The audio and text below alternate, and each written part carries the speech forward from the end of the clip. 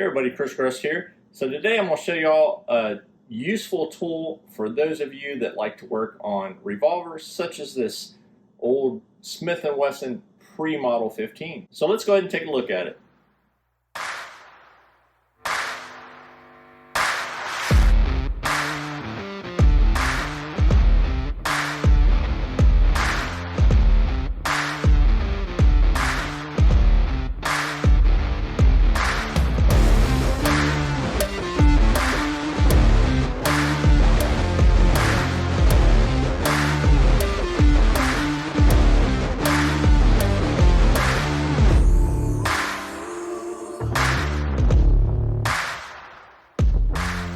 Alrighty folks, what I have here is actually a old Smith & Wesson pre-model 15.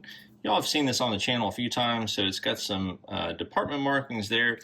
We are clear and safe, no ammo in the cylinder, no ammo to be found, stuff like that. So anyways, one of the things that sometimes you have to do when you're doing maintenance, now for the YouTube manual reviewer, this is kind of a maintenance related video. I'm just going to show how to take apart this area here, the side plate, for some maintenance and inspection, and then I'm going to demonstrate a spring removal tool that I have. So anyways, first things first, when you're working on revolvers, you're going to see a lot of very small flathead screws. You want to make sure that you use the proper screwdrivers for these. So one thing that I use, or have on my bench at least, is a set of magnet tip screwdrivers from the folks over at Brownell. So really awesome set. They have a bunch of different styles, sizes, and all that stuff, but this is like one of the more complete sets. And the nice thing is that they come with all of the different size screwdriver bits for the different size screws. So I'm gonna go ahead and pick the one that's most appropriate. Probably gonna be one of these guys, probably this guy right here.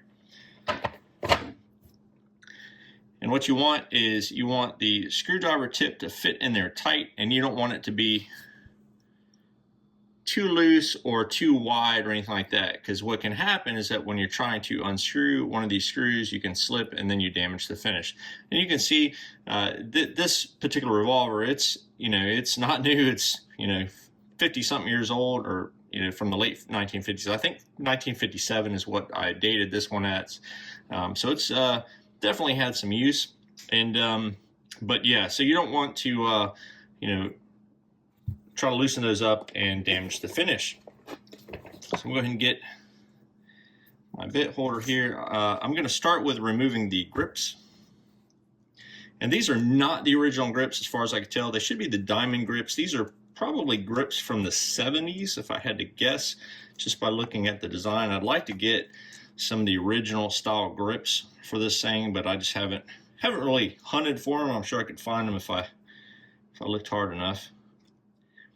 And honestly, I've been thinking about throwing the hoe grips back on here, because as nice as these wood grips look, I don't shoot this revolver quite as good with the wood grips on. All right, so go ahead and set the grips aside, and then over here, you can see the side plate. So the side plate has 1, 2, 3 screws here, and you also have another screw in front of the trigger guard. So go ahead and start removing these guys.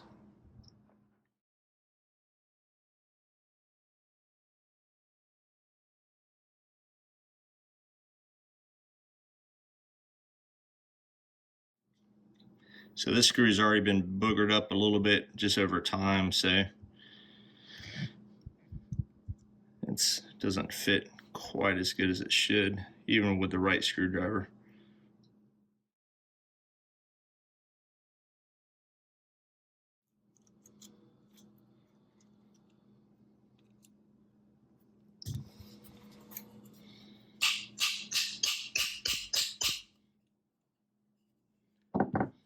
So to get the side plate off, you just kind of whack that thing a little bit, and then it will come off like so. And here you can see your transfer bar there. And then for the mainspring, you have the screw down here, and you can loosen that feller up, and you can remove that. So it's been a while since I've been in this revolver. it doesn't get shot a whole lot. So not a bad idea to go and just do a periodic inspection like so.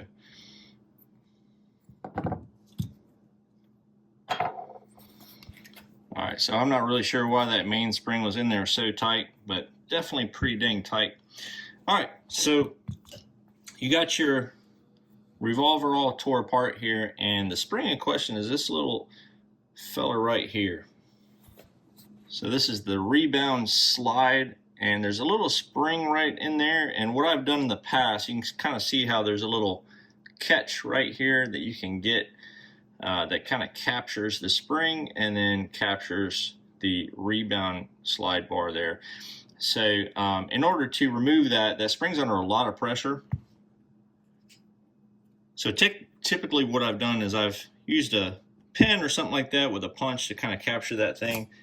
But Brownells makes this Rebound spring tool, and it's got like a kind of a groove there. So the way this thing works is you fit this thing in here and you kind of pry up on it. So what you're doing is you're compressing the spring, and at the same time you're kind of lifting that guy up, and it's a heck of a lot easier to remove this with this tool rather than fumbling around with a punch or anything like that. So here you can see this feller, and this thing has never had any polish in that I can tell. This is all honest wear, and this revolver, to be honest with you, is super smooth. It's you know, it's an old revolver and it's had a lot of rounds through it. You know, so there's really not a lot to go in here and mess with, in my opinion. But since I have this stuff apart, I am going to do a little bit of a cleaning and then kind of put it back together. All right, so once you're ready to install this thing back in, you can kind of just use the tool, kind of push that thing in there, and then you can guide it over the pin. Super easy. I can't tell you how many times I've had this spring kind of sling out of here, either when uninstalling or reinstalling. So this tool from Brownells makes quick work of pulling that thing off. So and it's not very expensive. I actually had to wait for a while for this one to come in stock, so they must be kind of a popular tool. But anyways, put yourself on the in-stock notification and then grab one of these things whenever they come in stock. All right, and then we can go ahead and kind of start putting everything else back together. And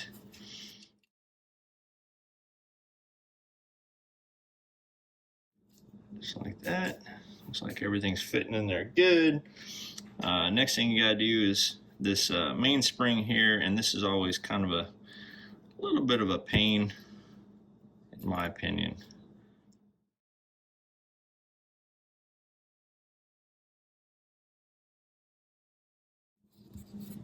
Go ahead and just kind of tap that thing in the groove, and then when we put the screw in on the bottom, we'll add our tension that we need.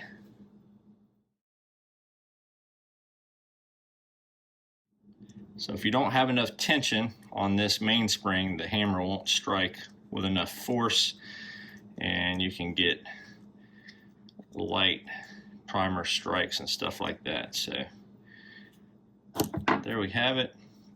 Last thing you got to kind of put in there before you put the side plate back on, of course, is going to be this little fella right here. This is another one of those parts that's sometimes a little aggravating to get in there perfect. So normally just kind of lay it on there like that, and you can see kind of the groove on the side plate here.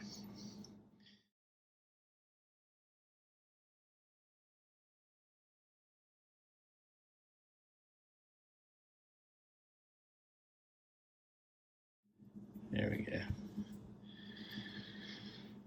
All right, once you get your side plate back on, don't force that thing on. That transfer bar that rides up in here, if you force this plate on, you can bend it or damage it, so definitely don't do that. Watch some videos a couple times before you start taking apart a revolver for your first time. They're not terribly hard, but there's just a couple things you gotta kind of pay attention to, otherwise you can get yourself into some trouble.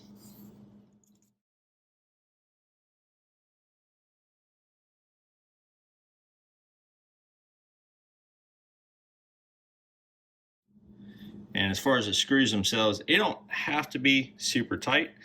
I have a very early experience with a revolver where this particular screw right here on the Smith Wesson, it was actually a 627 night guard, and I over tightened this thing, the screw strip. So I still have a spare screw for that particular revolver rolling around on my workbench, but you don't need to over torque these things. You just need to kind of snug them, and that's it.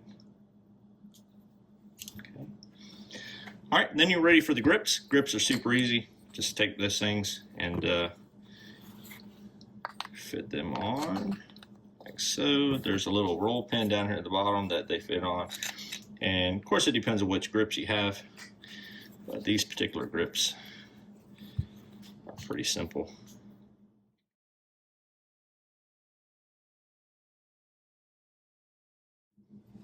All right, and of course do a function test once you're finished. Just make sure everything's working the way it's supposed to, and it appears that we are good to go. So anyways, really cool tool here from Brownells for taking out that one spring, and of course you know, you got to have a set of magnet tips. And I also got one of their brass and nylon hammers. I use this thing all the time. You can see it's pretty beat up from a lot of use over the years. So, but for your gunsmithing tools and whatnot, Brownells is pretty much where I go for all that stuff. Alrighty, folks. So I appreciate y'all watching today's video on this pretty nifty transfer bar spring tool from the folks over at Brownells. If you're looking for stuff like this or other accessories, tools, etc., definitely go to my website, check out my affiliate links, head over to Brownells, and I also put codes and stuff over there as well. The channel does get a small percentage of any purchases, so much appreciated there. Any questions or comments, please put those down below. Have y'all used one of these before, or do you just use a pen or a punch like I have been using for quite a few years? Let me know down below. And as always, I appreciate everybody watching and subscribing, and I'll catch y'all in the next video. Y'all take it easy.